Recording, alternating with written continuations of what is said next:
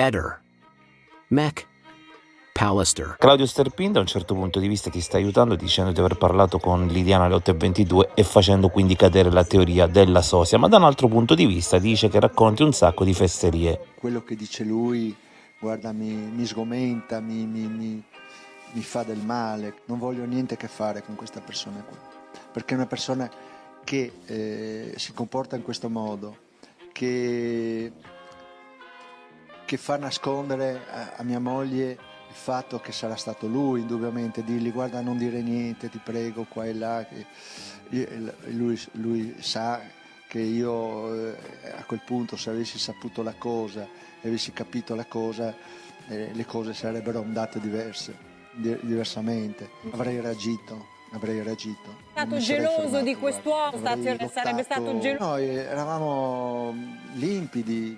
Io per esempio ogni tanto mi incontro con la mia ex moglie, siamo amici, ci vediamo. Con Lilli andavamo tante volte a trovare la mia ex moglie, stava anche male, queste cose qua. Gentili ascoltatori, buona giornata a voi tutti, buona serata al Sensitivo Locchi. Oggi ho passato le Via Crucis, non so se sia stato un colpo di ritorno di Papa Francesco, ma io penso di no, perché io non è che gli ho portato sfiga, io ho detto solo che moriva perché l'avevo visto. Oggi mi volevo recare a Santa Rita da Cascia, mentre stavo andando, percorrevo appunto che ero quasi arrivato a Santa Rita, ho preso un sasso da terra e purtroppo ho rotto la coppa dell'olio. Non me ne sono accorto e sono rimasto senza olio, ho fuso pure il motore. Ho dovuto prendere il carattrezzi e la rottamazione della macchina, 120 euro, più dovuto spendere 80 euro al taxi per farmi portare da Norcia alla stazione di Spoleto. Poi dalla stazione di Spoleto ho fatto i biglietti dei treni e ora sono qui alla stazione Termini pronto per ritornare a Civitavecchia.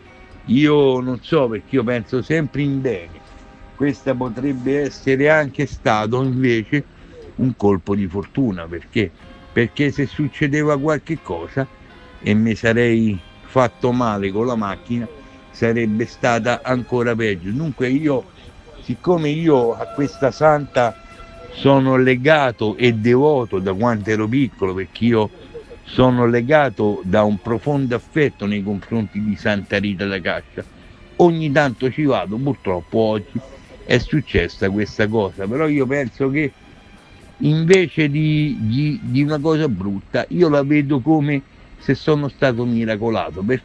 Perché non so dopo cosa mi sarebbe potuto succedere, però io, essendo un sensitivo, ci penso e oggi non era una buona giornata per andare lì. Comunque io dovevo fare il video perché l'anno giubilare non può stare senza un pontefice.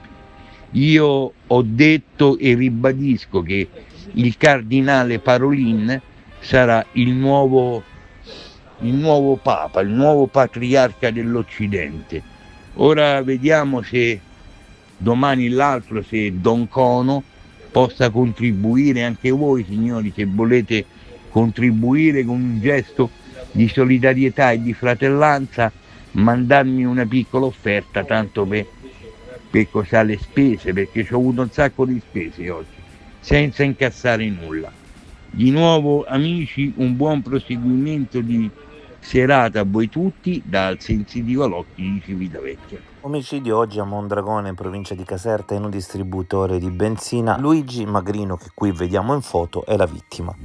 Processo per l'omicidio di Sofia Stefani. Emergono nuovi dettagli sui rapporti tossici e le violenze fisiche. Bologna, 28 aprile 2025.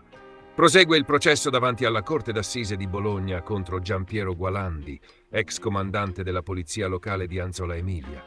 Accusato di omicidio volontario aggravato ai danni di Sofia Stefani, uccisa il 16 maggio 2024 da un colpo di pistola partito dall'arma d'ordinanza di Gualandi nel suo ufficio. L'imputato ha sempre sostenuto la tesi dell'incidente avvenuto durante una colluttazione, ma le ricostruzioni della procura e degli investigatori parlano di un gesto volontario. preceduto da un rapporto personale e professionale segnato da tensioni, abusi di potere e violenze.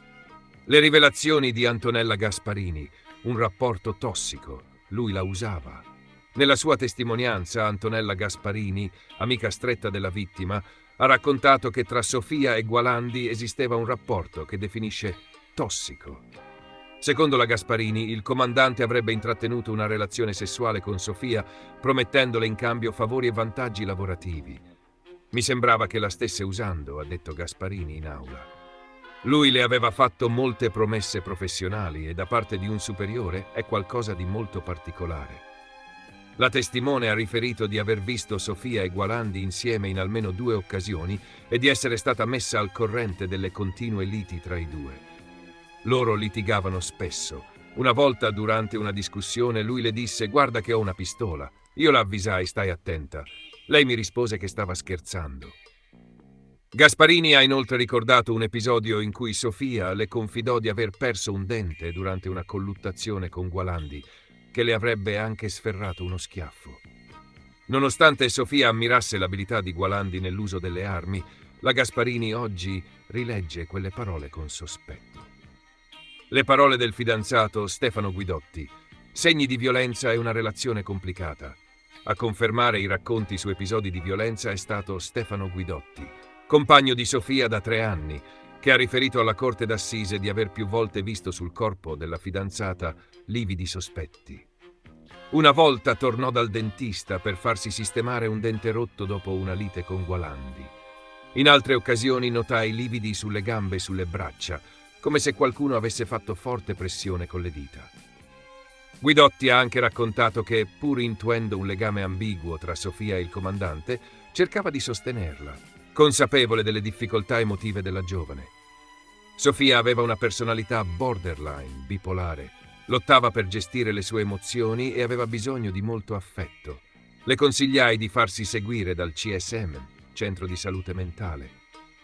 Ha inoltre aggiunto che nei momenti di crisi Sofia poteva diventare molto impulsiva, arrivando anche a schiaffeggiarlo durante i litigi, salvo poi scusarsi attribuendo le sue reazioni alla sua fragilità emotiva.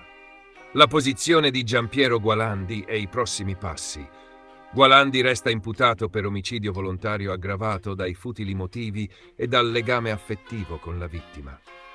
Il processo sta ricostruendo un quadro fatto di manipolazione, abusi di potere e violenza psicologica e fisica, aggravato da una dinamica di subordinazione sul luogo di lavoro. Secondo fonti vicine all'inchiesta, nelle prossime udienze verranno ascoltati altri colleghi di Sofia e potrebbero emergere ulteriori dettagli sulla condotta di Gualandi come superiore e sulla gestione delle relazioni interne alla polizia locale di Anzola. Intanto, gli inquirenti stanno valutando anche il contenuto di alcuni messaggi e email intercorsi tra Sofia e Gualandi, che potrebbero confermare le pressioni psicologiche esercitate da quest'ultimo sulla giovane agente. Lui in sella conta i giorni e le ore, su pareti freddi sogni perdono colore. Innocente grida, ma nessuno lo sente. In silenzio combatte contro il niente. Forza Luis, non lasciarti spezzare. Anche il buio più nero può tremare. Non c'è catena che possa il cuore fermare. La verità un giorno saprà brillare. 10 mesi di muri e sguardi fuori, chiusi gli occhi sul mondo che non ti scuoti. Le tue mani raccontano storie di ferro, ma la tua anima mai cadrà nell'ore. Forza Luis, non lasciarti spezzare. Anche il buio più nero può tremare. Non c'è catena che possa il cuore fermare. La verità un giorno saprà brillare. Ti operi fame per un grido di giustizia. mentre fuori dorme cieca l'ipocrisia. Combatti lui, sei la voce di un valore, nei tuoi occhi scorre la fiamma dell'onore. Forza Luis, non lasciarti spezzare, anche il buio più nero può tremare. Non c'è catena che possa il cuore fermare, la verità un giorno saprà brillare.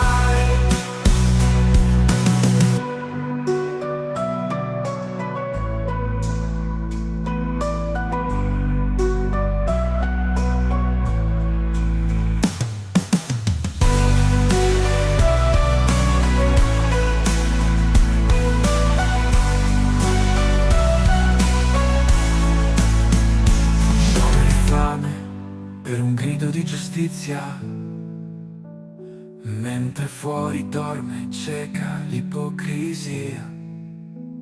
Combatti Luis, sei la voce di un valore, nei tuoi occhi scorre la fiamma dell'onore. Forza Luis, non lasciarti spezzare, anche il buio più nero può tremare. Non c'è catena che possa il cuore fermare, la verità un giorno saprà brillare. Ehi, non dimenticare di iscriverti a questo canale.